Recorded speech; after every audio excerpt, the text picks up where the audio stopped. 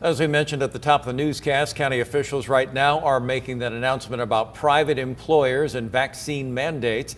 Let's get to ABC 10 News anchor Mary McKenzie, who is live outside the county administration building, where county leaders, Mary, are talking, and you spoke with a local attorney to get some reaction to that announcement. Yeah, essentially, Jim, I'm here for context. They're inside making that announcement as we speak, and I wanted to find out what the legal ramifications of it, or lack thereof, might be. Attorney Dan Eaton said essentially this is validation that lends strength and solidarity for employers who choose to issue vaccine requirements. But county political leaders aren't courts, and therefore this doesn't provide legal weight to those mandates. Similarly, the FDA fully approving one or more versions of the vaccine wouldn't change the legal right of a company to mandate its workers getting vaccinated. Measures like these may encourage more people to do it, but it doesn't change things from a legal perspective. Eaton used the metaphor that up to this point, when it comes to vaccine mandates, or quasi-mandates as he calls some of them, they're vaccine cheerleaders and vaccine coaches. A cheerleader can encourage you to get the shot, which is what most officials and employers have been up to this point. A coach can tell you to get the vaccine or put you on the bench, or even cut you from the team if you choose not to.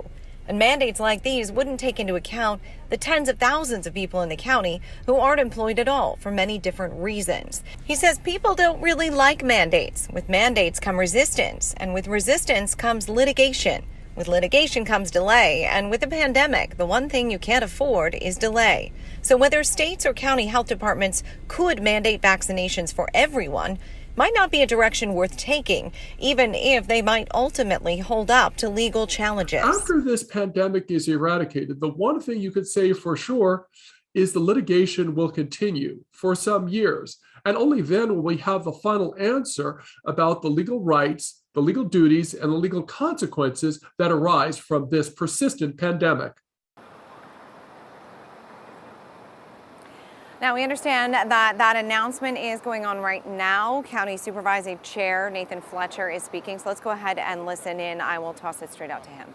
All take the action to require their employees to get vaccinated or be subject to regular testing, weekly testing, and a mask requirement. As you can see here on the chart, again, going back basically the last 30 days, you can see that 98% of hospitalizations from COVID-19, 98% are in those individuals who are unvaccinated, which again highlights the importance and really drives home the vital step that we need to do to get San Diegans vaccinated. Now, as a county, we are doing well. More than 80% have received their first dose.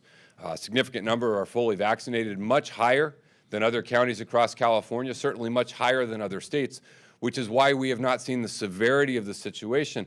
But we have to be mindful that there is a strain on our healthcare system, both from these increasing cases, from increases in other illnesses that are happening, from staffing challenges that we see. And so again, we are here today to officially recommend that all employers across San Diego County require their employees to be vaccinated or be subject to regular testing and masking. We think that this gives us the best opportunity to move forward.